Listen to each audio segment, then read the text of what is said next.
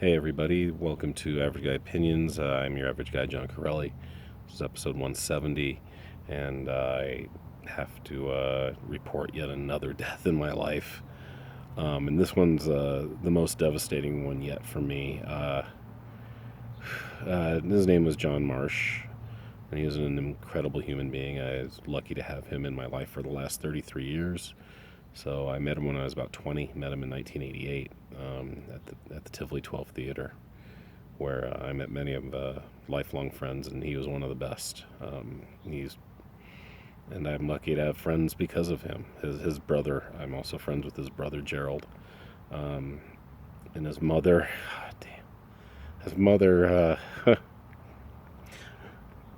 she's a wonderful woman. This is the, I don't know what she did in a past life, but she's had to bury her husband back in the 70s, and now she's got to bury John, and she had to bury her daughter Enid 5-10 years ago. I'm not sure exactly when.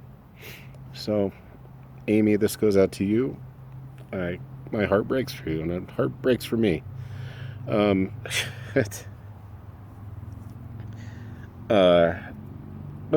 I'll try to think of some good times we had, because we had a lot of good times. I'm not going to be able to laugh, but I will remember the good things about this man. He was an amazing man. I'm going to talk about him briefly to the side of me. This may be a two-parter, because I got a lot to talk about with him. Like I said, we met in 1988, but I'll fast forward to more of his recent years, and he leaves a daughter and a wife behind. His wife's name is Anna. His adopted daughter Isabel. And the reason I laugh, Isabel was adopted, and John is black. John was black. And his wife Anna, I believe, is from El Salvador. I don't know if she was born there. I should know these things, but I don't. But she's definitely Latin American, and Isabel is pretty white. I think she was born, maybe, I don't know if she was born in the United States or if she was born somewhere else, but she's pretty darn white. So he had to have the adoption conversation with her pretty early, because kids are like, that can't be your dad. He's a pretty dark black man. You don't look like you're a mixed race kid. I mean, she had dark hair, but she had very light eyes and very light skin, so she does not look like a mixed race child. A hell of a father, hell of a husband, a great friend. Like I said, I can think of tons of stories. I'll share a few with you. We used to go out. Neither of us had a car, so he would take the bus a lot, because he lived out in Montbello, which is like basically the Denver Aurora border. So it's a little jaunt from downtown, and we would watch videos together at his home. He was kind of like the basement guy during those years. Those were his college years, and so during the summers. He might have been done with college. I don't know. It doesn't really matter that much, but we would just hang out a lot. He and his brother and I would hang out, but me especially, and John. And he just goes, "You want to watch some vids?" And that's what it was. 1988. We went and we would rent videos and watch them, and had a lot of fun. Sometimes he would spend the night at my place, but I had a cat, and I think he might have been allergic. I know he suffered when he would sleep at my place, but we hung out a lot together. We went to bars a lot. One of my favorite stories I've told about him, and I may have told this story before in regards to racism, dealing with race when you're a black man dealing with the white police. We'd had a few. We were a little drunk, and the bar we used to like to go to was called Rock Island. Any of you old Denverites probably have heard of it, probably been there.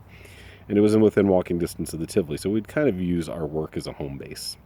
And we'd had a few, and we were kind of stumbling across Metro State's campus to get to Tivoli, and it was under construction back then. It's completely different now from what it was back then, and I was kind of screwing around with this light post. I was trying to get like one of those big old bolts off of those big old nuts that hold a light pole down, because I thought this would be a cool paperweight, and I'm drunk, so that was what I thought was cool. And he's just looking at me going, "What are you doing?" I want to get this thing off. I was like, "Dude, it's not coming off." And he was right. But this campus cop saw us fucking around, and so he came up, and honestly, it was pretty much harassing us. I mean, he could have just said, don't fuck with the lights, please, and move along. No, he has to pull the, the not big dick card and ask us for our IDs.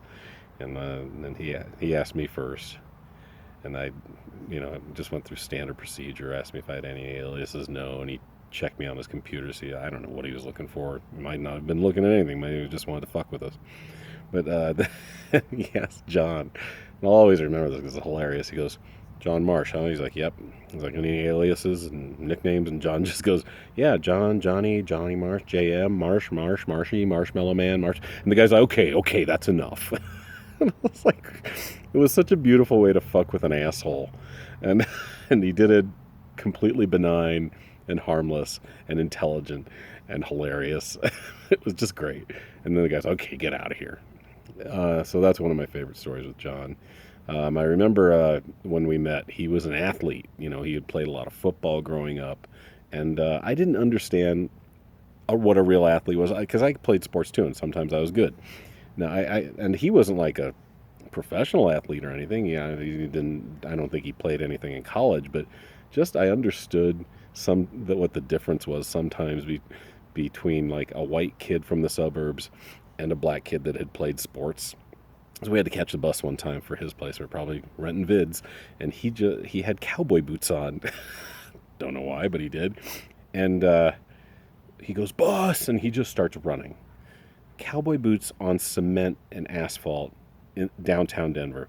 And and I could run back then. I was light. I was like 160 pounds. Didn't matter. This 200-pound, just buff guy just took off. I was like, just left me behind like Usain Bolt. And so I got to understand how athletic he could be. And it was just funny. I was like, "Oh my God, you could really take off if you needed to." He's like, "Yeah."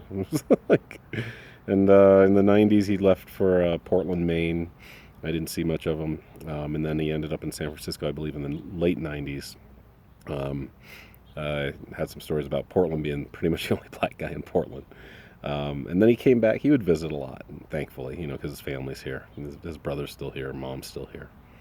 And Enid, his sister, was still here, too, at the time. And I believe she was here anyway. So we came back, and he had been, he'd been at sea level for a while. He'd gone from Portland, Maine to San Francisco. And we wanted to climb a 14er together. We decided Long's Peak was a good idea. Long's Peak is one of the toughest ones. It's not technical climbing quite, but it's hard. It's just like rock climbing the last half mile of it. And the trip itself, it's 8 miles to summit. 8 miles. So it's 16 miles total. And we got there early. We thought we could, you usually get there pretty early, like 4 or 5 in the morning, because you need a good head start, because the clouds can start building by noon. They say you should summit by noon, 2 o'clock at the latest, because if you get caught up there in a thunderstorm, it can be deadly.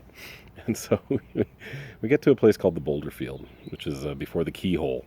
And when you climb Long's Peak, you go completely around the mountain. It's like you see it and you're like, "Oh, we're going to go straight up there. That's not bad." No, you can't just, it's not a technical climb. You need trails and trailheads, and it takes a while to get up there. And we're moving slow, because John not only had been at sea level for many years, he also had been smoking. And so we get to the boulder field, but it's just boulders. There's no plants. It's really cool. It's almost lunar. And we look up, and there's just a wall of clouds. And he's just like, I go, "What, man? You want to go for it?" He's like, "No, that's not good. We're not going to get even close before thunderstorms roll in." I was like, "Okay." So we just turned back and call it a good hike. He's like, "Yeah." It's like, Mountain 4, John 0. I was just like, I felt so bad for him. And I got lucky, and I think that was like 91 or 92 we did that. And the following year, I got lucky in 93 and went up with my friend Chris and got to summit Long's Peak. I always felt bad that it was Mountain 4, John 0. I ended up at 500. Mountain 1, John 1 for me. Probably tell some more stuff.